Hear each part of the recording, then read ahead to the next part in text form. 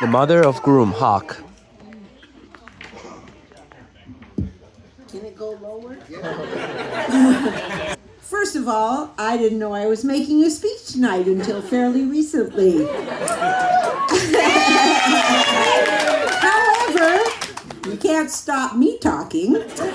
And David did all the speechifying at the weddings of Adam's siblings. So it's my turn.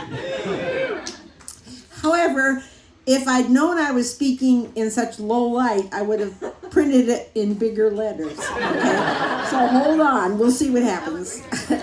I am happy to observe that of our 3 children, Adam is the one who takes after my side of the family.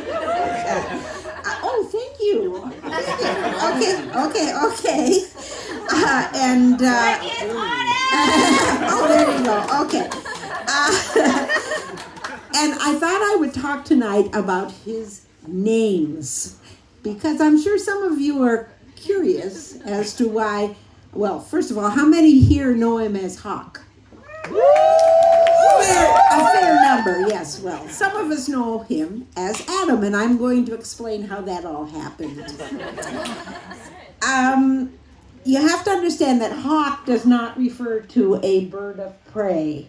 It is actually a family surname that comes from his triple great-grandfather, who used to make home calls by horse and buggy on the prairies of Nebraska 150 years ago.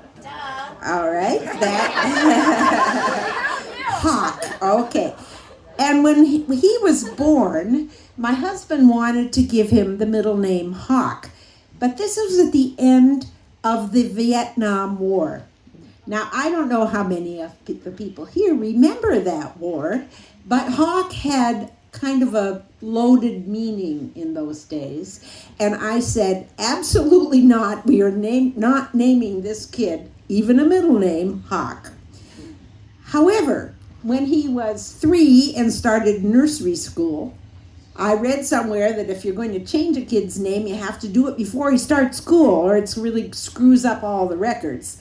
And by that time, the burden of a prejudice on the name Hawk had subsided somewhat, so we added Hawk to his middle name. And you have to understand that we'd already given him another middle name, Christopher, which was another family surname from the 19th century. So I contacted the Virginia Records Office and I said, we want to put Hawk into his name. And so I want you to know that on his birth certificate, Hawk is actually scrawled in there in somebody's handwriting by some clerk who thought, what the hell is going on here? So anyway, that's how we got to be Adam Christopher Hawk Jensen. But it's a very good thing that we did this because it provided a very interesting professional handle when in his filmmaking life.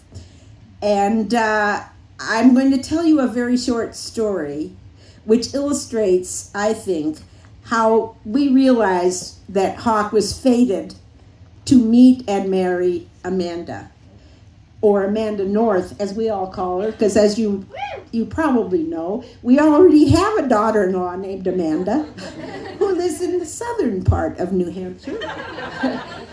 And she is called Amanda South. So that is how we differentiate. We thought tall and short, no. 1 and 2, no. So north and south works very well. Okay.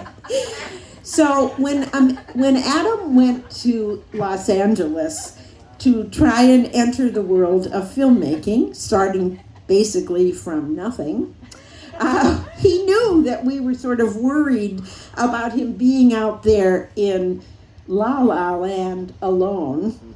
And when he flew home for his very first trip home at Christmas time from Los Angeles, he knew we were all wondering how he had changed by living in Hollywood. And so what he did when he was flying into Manchester, New Hampshire, is just before landing, he went into the bathroom of the airplane and he put on a pair of silver lame pants.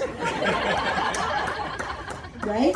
And then he sashayed out into the Manchester, New Hampshire airport wearing silver lame pants. So he made quite a big splash, as I recall. Anyway, so obviously silver and gold lame and sequins, etc., sparkles of all kinds, are as much a part of Amanda North's style vocabulary as of Adam's. And so if anybody here happens to be picking them up at an airport, be prepared for anything and wear shades.